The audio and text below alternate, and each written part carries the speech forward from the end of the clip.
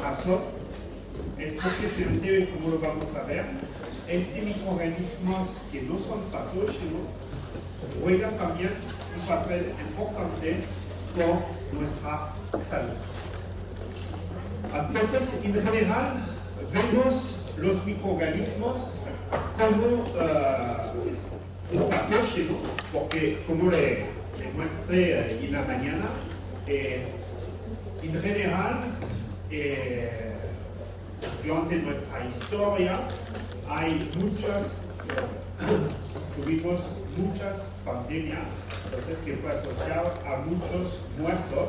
Entonces vemos los microorganismos como depredador y nosotros como víctima.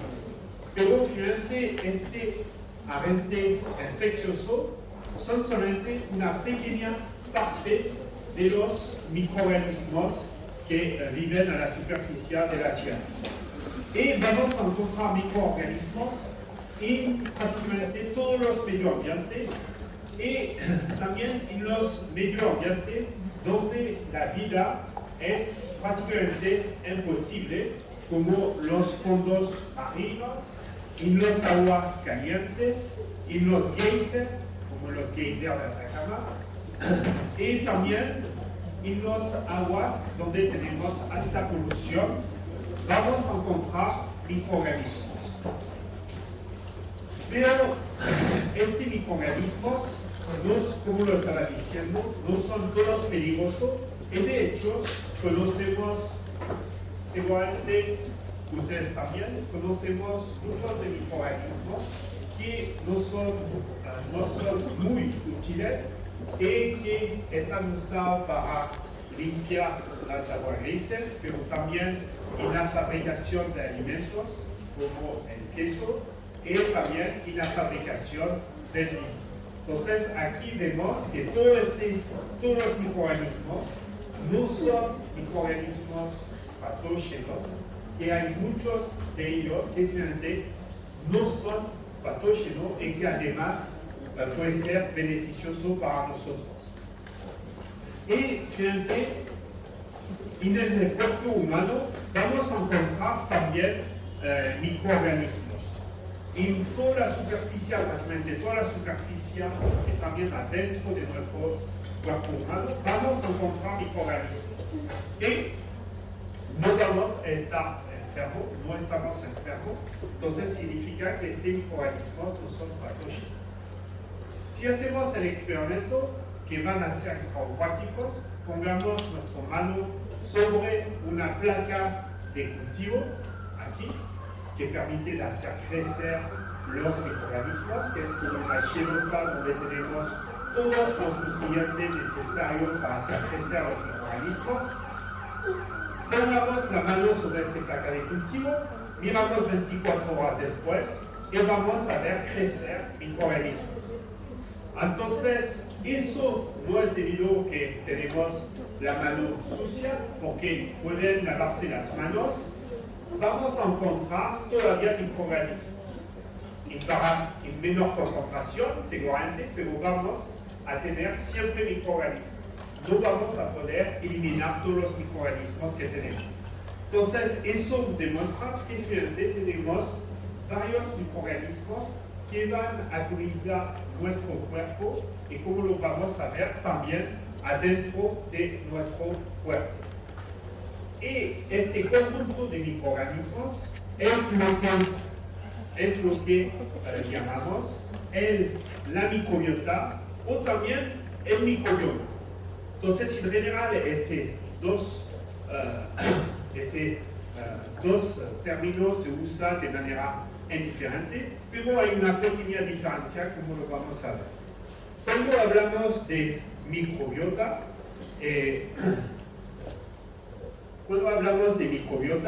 corresponde a la población de microorganismos que viven a la superficie, pero también adentro de nuestro cuerpo. Y cuando estoy hablando de microorganismos, estoy hablando de bacterias, hongos, protozoos, virus y también bacteriófagos, que son virus de bacterias.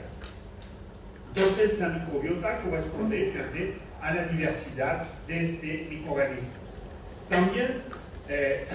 También podemos escuchar el nombre de flora o de microflora que se estaba usando antes. Y el microbioma va a corresponder al estudio del genoma de estos microorganismos.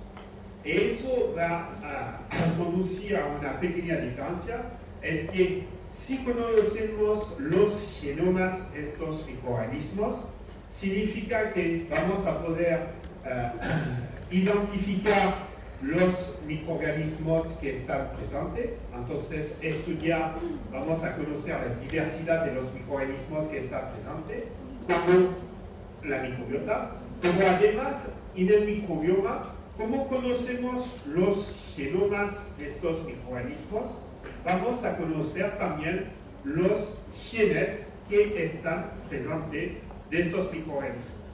Y si conocemos los genes de estos microorganismos, significa que vamos a tener una idea de la actividad que hacen estos microorganismos. Vamos a saber qué están haciendo estos microorganismos, entonces vamos a conocer cuál es la actividad metabólica de estos microorganismos. Entonces, cuando hablamos de microbioma, significa que además de la diversidad, tenemos una idea también de la actividad metabólica de estos microorganismos. Entonces, en la microbiota vamos a encontrar todo tipo de microorganismos.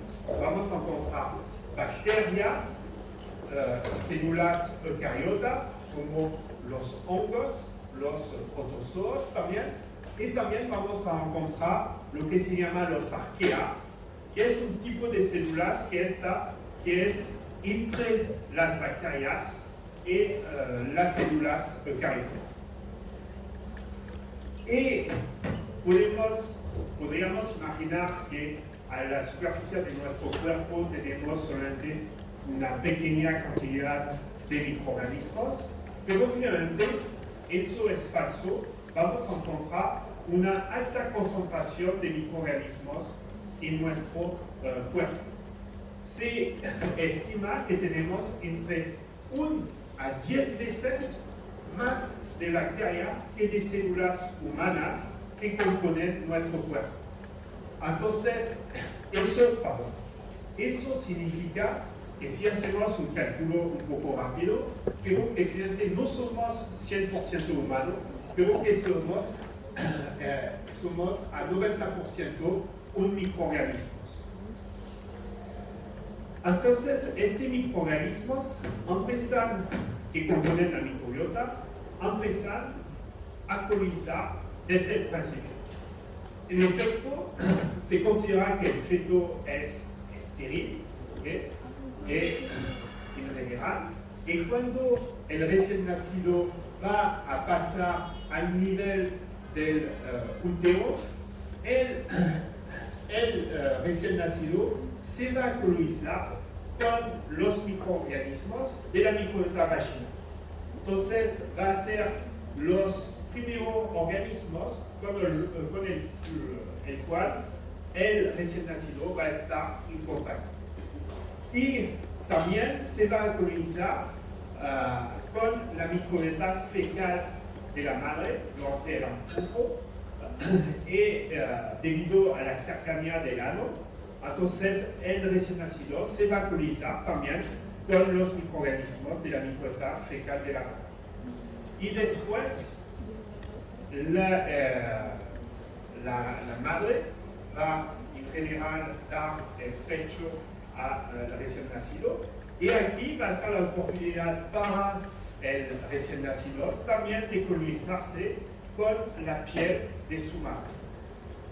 Y también hay una parte que es difícil de evaluar, pero que seguramente el recién nacido se coloniza con microorganismos que están en el medio ambiente. Sin embargo, la mayor fuente de microorganismos con el cual el recién nacido se coloniza es la microbiota intestinal de la madre y la microbiota vaginal de la madre. Entonces,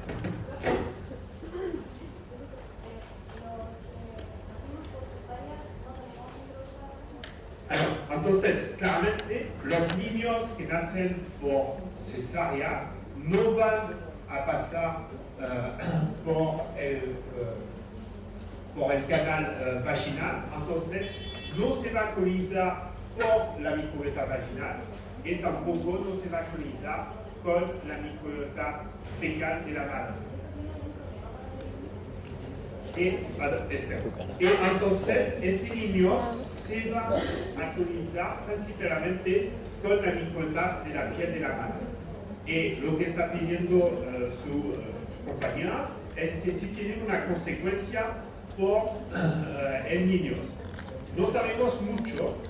Hay estudios que están diciendo que estos niños que nacen por cesárea tienen una alteración en su composición de la microbiota al principio de la vida y eso podría tener consecuencias sobre el sistema inmune y sobre el desarrollo del sistema inmune.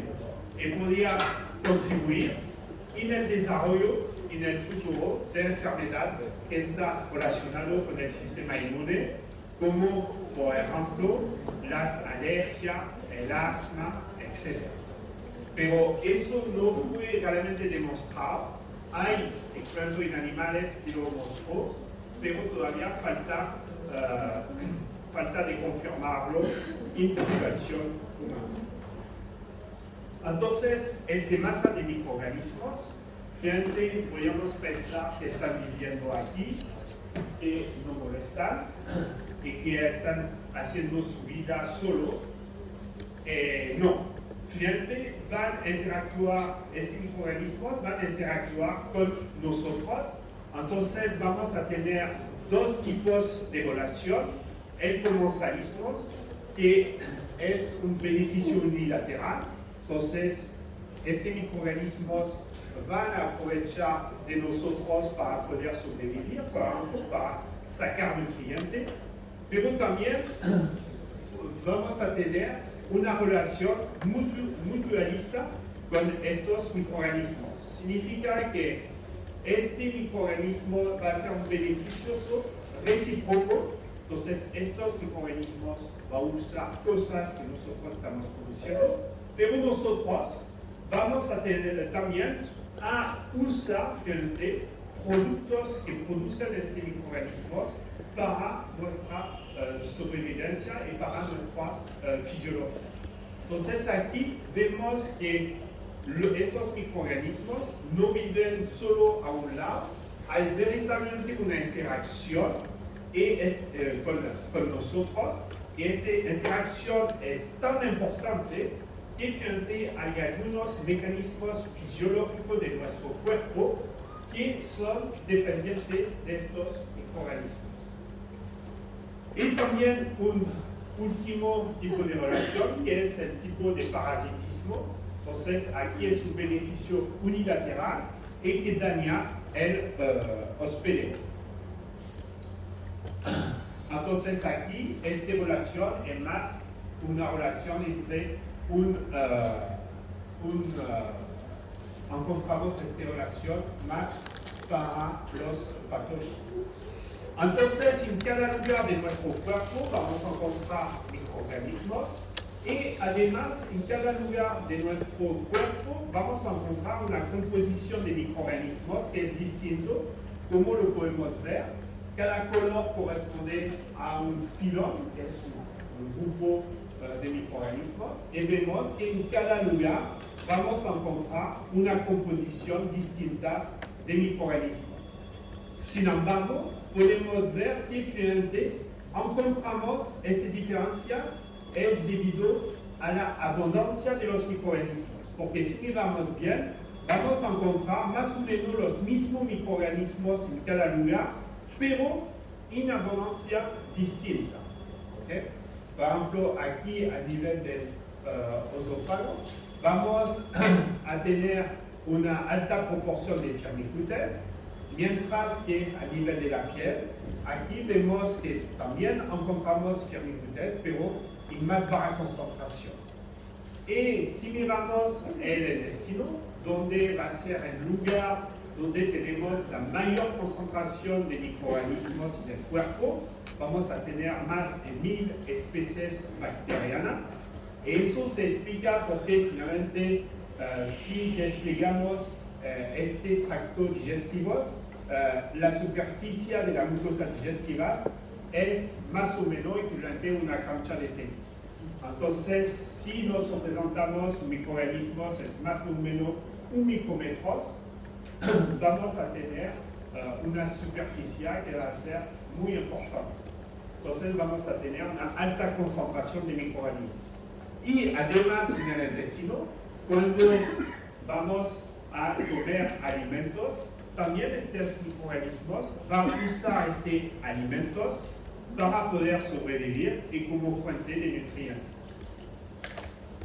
Pero si miramos al nivel del tracto digestivo, en cada lugar del tracto digestivo vamos a encontrar también una composición de microbiota distinta y particularmente si miramos el estómago, vemos que tenemos una diversidad que es muy distinta que al nivel del colon. Y me va a decir ¿por qué? Porque finalmente la composición de la microbiota va a ser determinada por la función del órgano donde estamos. Por ejemplo, en el estómago, la función principal del estómago es de hacer la digestión. Entonces vamos a tener un pH muy ácido. Y el hecho que tenemos un pH muy ácido va a determinar los microorganismos que van a colonizar, porque van a colonizar solamente los microorganismos que pueden resistir a un pH muy bajo del orden del 1 y del 2. ¿Okay? En este microbiota intestinal, la 90% de los microorganismos corresponde a Bacteroidetes y Firmicutes, y los 10% restantes corresponden a Proteobacteria y a Verrucomicrobia y también a Fusobacteria. Pero la mayor parte de los microorganismos corresponde a los fila Bacteroidetes y Firmicutes. También, entonces, entonces aquí le hablé de la microbiota intestinal, pero también un otro lugar donde vamos a encontrar una alta concentración y una alta diversidad es la cavidad oral, donde vamos a encontrar específicamente Streptococcus, Candidadis albicans, pero también vamos a encontrar microorganismos en este microbiota que pueden ser patógenos en un contexto específico como Streptococcus mutans, etc. En efecto, alguna vez, seguramente le pasó una vez, podemos tener gingivitis, que es una inflamación, ¿okay? Y eso es debido en general a microorganismos, algunos microorganismos específicos de la microbiota que cuya abundancia aumentó por una razón, por ejemplo por una falta de higiene, y entonces que inducen esta inflamación. Entonces, en la microbiota, le estaba diciendo al principio que son microorganismos que no son patógenos, es verdad, pero es como quizás aquí o en nuestra sociedad hay algunos que pueden ser un poco más malos que otros a pesar que no son realmente patógenos. Pero si la abundancia de estos microorganismos aumenta demasiado, puede producir un daño a nivel de los pelos. ¿Okay? También a nivel del sistema urinario, normalmente el sistema urinario proximal es considerado como estéril. Entonces aquí, si encontramos microorganismos, significa que estamos en el caso de una infección. Pero en la parte distal, donde vamos a encontrar una microbiota, entonces microorganismos que se componen particularmente de Staphylococcus, de Diphtherides, de Escherichia no patógenos, y también vamos a encontrar Enterobacteria. Y aquí saben que finalmente esta Enterobacteria, como los Escherichia coli, se puede volver patógeno y puede causar infección. Pero aquí, en la microbiota, este microorganismo está en baja concentración, en baja abundancia, entonces normalmente no van a inducir una infección. Pero si este enterobacteria aumenta su abundancia, aquí podemos tener una infección. Y también le llamo la atención. ¿Y los que están en verde son los más comunes? ¿Perdón? ¿Los que están escritos en verde qué son los que más se encuentran? Sí, pero no están implicados, sí, están, pero este microorganismo no están implicados en la infección o un problema a nivel renal. En rojo son los microorganismos que se encuentran en este microbiota, pero que pueden causar problemas en caso si su abundancia aumenta demasiado. Y también le llamo la atención cuando se toma una muestra de orina. Normalmente lo que se debe hacer es de colectar el segundo chorro.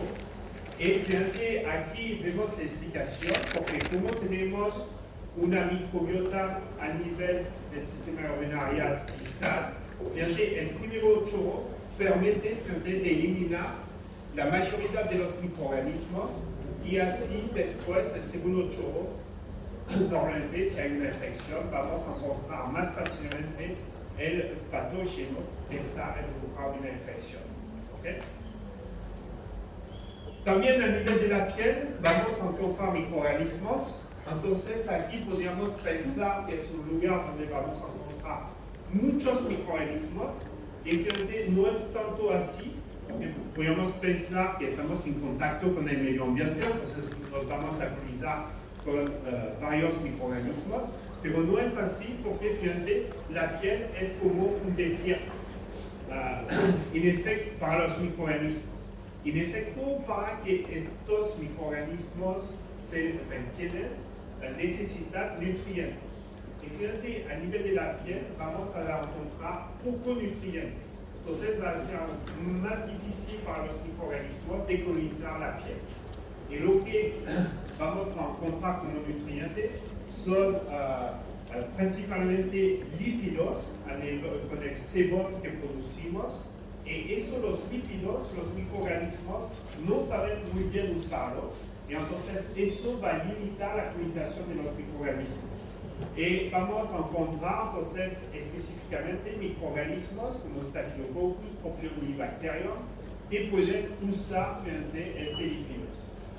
Y también vamos a nivel de la piel, vamos a encontrar también Staphylococcus aureus, como lo vamos a ver en chiroprácticos.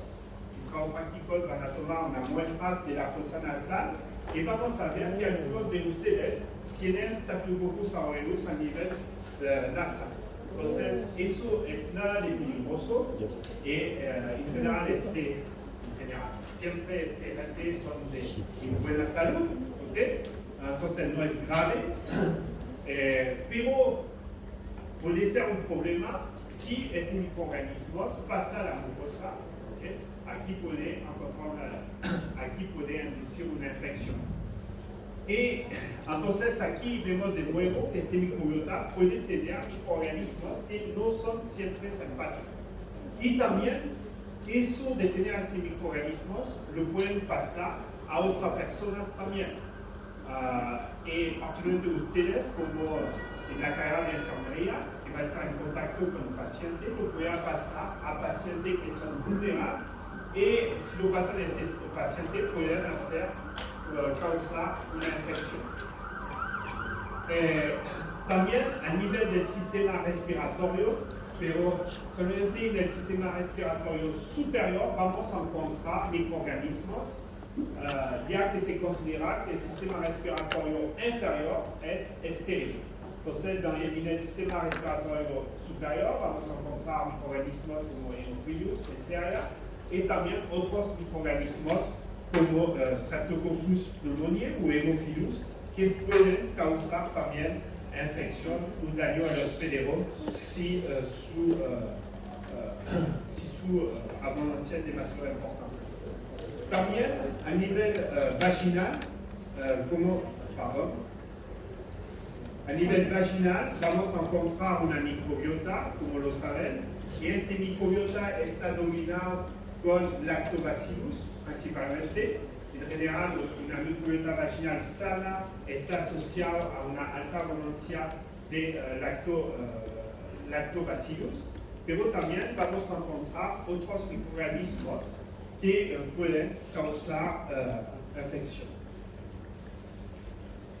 Entonces, como lo vimos, hay muchos sitios donde vamos a encontrar microorganismos, pero fíjate, no en toda parte vamos a encontrar microorganismos. Hay algunas partes como el cerebro, el sistema nervioso central, la sangre, a nivel del oído medio o interno, en el tracto respiratorio inferior, en los riñones, en el útero, en el endometrio. No hay microorganismos, este sitio debe ser estéril. Y si encontramos microorganismos en este sitio, significa que estamos en presencia de una infección. Entonces, ¿cuál es el rol de este microbiota? Porque, como lo estaba diciendo, hay una interacción muy estrecha entre nosotros y este microbiota. Primero, juega un rol en el desarrollo del sistema inmune, porque este microbiota va a interactuar de manera permanente con el sistema inmune y permitir de tener un sistema inmune con una activación basal, ¿okay? De manera permanente, y lo que permite, fíjate, eso cuando tenemos una infección, permite al sistema inmune de responder más rápidamente. También, como lo estaba diciendo antes, participa a la digestión de algunos alimentos que nosotros no somos capaces de hacer la digestión a nivel de la microbiota intestinal, y como las fibras que no son capaces nosotros de digerir, de hacer la digestión, y entonces estos microorganismos van a transformar este nutriente en moléculas más simples que después vamos a usar. También produce vitamina K, vitamina B, que usamos nosotros después. También participa en ciclos metabólicos, como los ácidos grasos, y también contribuye a la interferencia microbiana. ¿Qué es la interferencia microbiana? Es una protección, la microbiota va a dar una protección contra la colonización de microorganismos patógenos. En efecto, este microorganismo de la microbiota va a asegurar una protección en contra los patógenos que querían colonizar. Entonces, en efecto, un patógeno que necesitan para infectar. Primero, va a tener que sobrevivir y multiplicarse. Entonces, necesita nutrientes. Pero los microorganismos de la microbiota van a ocupar este nutriente. Entonces, para un patógeno, va a tener que pelear para obtener este nutriente con los microorganismos de la microbiota. También un patógeno, en general, para inducir su infección, necesita de interactuar con receptores a nivel de la mucosa. Aquí también, los microorganismos de la microbiota van a interactuar con estos receptores. También esta masa de microorganismos tenemos que ver que son organismos vivos y tienen que pelear para guardar su nicho o para aprovechar de los nutrientes entre ellos. Entonces, cada uno de estos microorganismos van a producir un tipo de antibióticos, de péptido antimicrobiano, para poder guardar su nicho. Entonces, esta masa de microorganismos van a producir una alta diversidad de estos péptidos antimicrobianos que va también contribuir a impedir la colonización por algunos patógenos.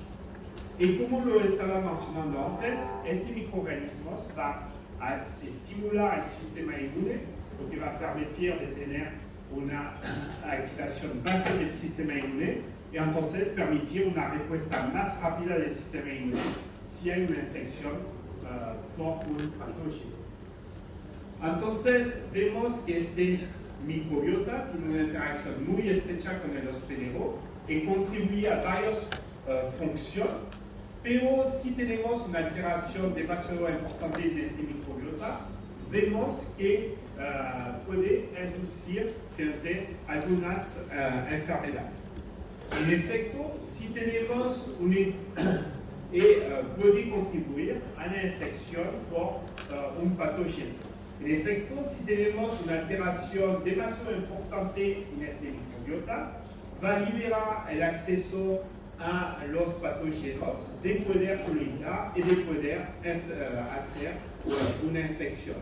Es el caso, por ejemplo, si tenemos un núcleo demasiado grande de patógeno, pero también cuando se toman antibióticos, no tienen que olvidar que cuando toman antibióticos va a tener un efecto sobre el patógeno, pero también va a tener un efecto sobre la microbiota y va a poder alterar este microbiota. Y la alteración de este microbiota, si tenemos una alteración, se va a poder aprovechar algunos patógenos. Es el caso, por ejemplo, de Clostridium difficile. También, a nivel del hospedero, hay algunos que pueden tener una inmunosupresión. Entonces, si hay una inmunosupresión, significa que puede tener un efecto sobre la microbiota también. Y aquí también el patógeno se puede aprovechar para infectar. También podemos tener una destrucción física de este microbiota. Va a ser el caso cuando los pacientes tienen quemadura o cuando reciben irradiación o quimioterapia en el tratamiento de un cáncer. Todo eso va a tener efecto sobre la microbiota y va a contribuir a alterar este microbiota. Es una de las razones por lo cual este paciente son más susceptibles a las infecciones. Entonces, vemos algunos puntos de definición. Patogenicidad, que es la capacidad de un agente de ocasionar una enfermedad. También podemos ver, dividir los patógenos en dos clases. Los patógenos primarios, que son agentes que pueden causar un daño a los hospederos por acción directa. ¿Okay? Pero también aquí en la microbiota podemos tener este patógeno que son oportunistas, que cuando están en baja concentración no hacen daño, pero si hay un aumento de la abundancia debido a una alteración de la microbiota, pueden causar daño. Es lo que se llama los patógenos oportunistas. Entonces también este microbiota, como lo estaba diciendo, a pesar que no hace daño y al contrario da beneficio para el hospedero, también puede causar enfermedades o infección, y es el ejemplo cuando uno de estos microorganismos que están en un nicho se cambia de nicho. Eso es el ejemplo de la infección urinaria. Y la mujer, sabemos que la mujer es en general más susceptible a esa infección urinaria, es debido frente a la cercanía del ano. Y hay microorganismos entonces que pueden pasar de la microbiota fecal al sistema urinario.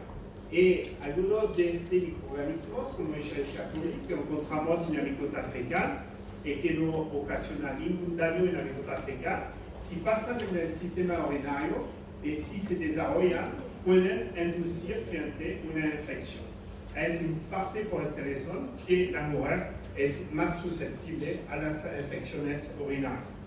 También un segundo ejemplo es en los pacientes que están con inmunodepresión, por ejemplo, con los pacientes que tienen VIH o los pacientes que reciben una quimioterapia o una radioterapia, como por un tratamiento de un cáncer.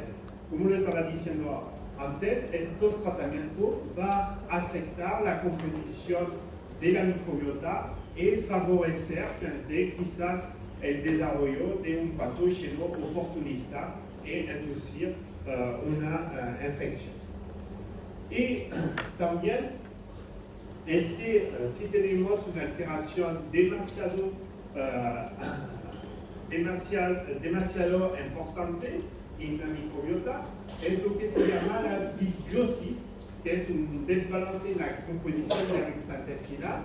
Y cuando tenemos una disbiosis, los patógenos oportunistas, como Clostridium difficile, se pueden aprovechar para inducir una infección. Y también, cuando se toman antibióticos, este Clostridium difficile se aprovecha de los cambios de microbiota debido a la toma de antibióticos y así aprovechar de esta situación para inducir una infección. Entonces aquí vemos otros temas de definición que son importantes, que son la colonización, entonces que corresponde al establecimiento de microorganismos, una comunidad de microorganismos enteridos, pero también tenemos la infección que puede venir después de la colonización por un patógeno que va finalmente atacar las barreras físicas del hospedero y también el sistema inmune del hospedero y causar una infección. Y también tenemos lo que se llama la aportación, ¿okay? Que son este patógeno oportunista y que este paciente en general son asintomáticos, entonces son en buena salud, pero que puede en algunos momentos este patógeno oportunista inducir una infección. Entonces, cuando tenemos una disbiosis demasiado importante, puede producir una infección, pero también puede contribuir al desarrollo de otras enfermedades. Y se observó que hay una alteración de la microbiota intestinal en varias enfermedades, como enfermedades a nivel intestinal, pero como el colon irritable o también las enfermedades inflamatorias intestinales, pero también otras enfermedades metabólicas y también que están en relación con el sistema nervioso central o con el sistema inmune. Entonces, cuando tenemos una alteración de esta composición de la microbiota, que es la disbiosis, uno de los tratamientos que se puede imaginar es el de tratar de restablecer este microbiota intestinal y así mejorar las condiciones de los pacientes. No voy a decir que vamos a curar al paciente, porque toda esta enfermedad finalmente son multifactoriales, pero al menos podemos finalmente tratar de resolver en parte los problemas de los pacientes a través del restablecimiento de la microbiota. Y eso hace el objeto de varias investigaciones, porque finalmente la disbiosis se considera como la disminución de la diversidad bacteriana y también una disminución de los microorganismos que son beneficiosos y un aumento de microorganismos de la microbiota que lo son menos o que no son beneficiosos para el hospedero. Entonces la idea sería de hacer tratamiento para poder finalmente aumentar este microorganismos beneficiosos y disminuir este microorganismos que no lo son y que al contrario puede tener efectos negativos para nuestra fisiología. Eso lo puede hacer a través de la dieta, a través de la toma de prebióticos, de probióticos o también de trasplante fecal. Y aquí voy a terminar sobre eso. Los probióticos, en efecto, los probióticos consisten en administrar microorganismos que son beneficiosos. ¿Okay? Todo el mundo aquí comieron una vez en su vida probióticos, lo podemos encontrar en los yogurts, por ejemplo, o también en los alimentos por los leches artificiales por los recién nacidos. También tenemos los prebióticos, que son componentes alimenticios que no podemos hacer la digestión nosotros, pero que las bacterias van a poder fermentar y entonces así vamos a promover el crecimiento de microorganismos que son más beneficiosos y entonces que puedan tener un efecto favorable sobre nuestro cuerpo. Y también el trasplante fecal, que está usado en clínica un poco, que consiste finalmente a administrar una microbiota fecal sana a los pacientes. Y eso se observó finalmente resultado muy interesante en los pacientes que están afectados por Clostridium difficile, porque hay algunos pacientes por los cuales los antibióticos no hacen ningún efecto, y también hay algunos pacientes que tienen infección recurrente. Entonces, aquí se puede hacer un trasplante fecal y los estudios muestran que al 90% el trasplante fecal tiene un efecto beneficioso para los pacientes. Entonces, todavía no es algo que se usa en primera línea, ¿okay? En clínica. En general, el trasplante fecal todavía se usa como último tratamiento, porque finalmente todavía hay cosas que desconocemos en el trasplante fecal. Entonces, el trasplante fecal, y termino sobre eso, consiste a administrar, primero hacer un lavado del tracto digestivo del paciente para eliminar los microorganismos, el máximo de microorganismos de la mucosa intestinal, y después de administrar la microbiota fecal de un donador sano por una sonda nasogástrica y así remplazar la microbiota del paciente por una microbiota más sana. ¿Okay? No, pero al menos no te la pongo. Eso. Entonces podemos ver que los microorganismos no son todos patógenos, que hay algunos microorganismos que al contrario pueden ser beneficiosos, y que hay microorganismos también que juegan un papel importante en nuestra salud, porque finalmente juegan papel en los mecanismos fisiológicos. Sin embargo, no tiene que negar la historia, porque algunos microorganismos, como lo van a ver en este curso, son muy No, patógenos. déjate de esta, bueno. Me Eso. encantan. Muchas gracias por su atención.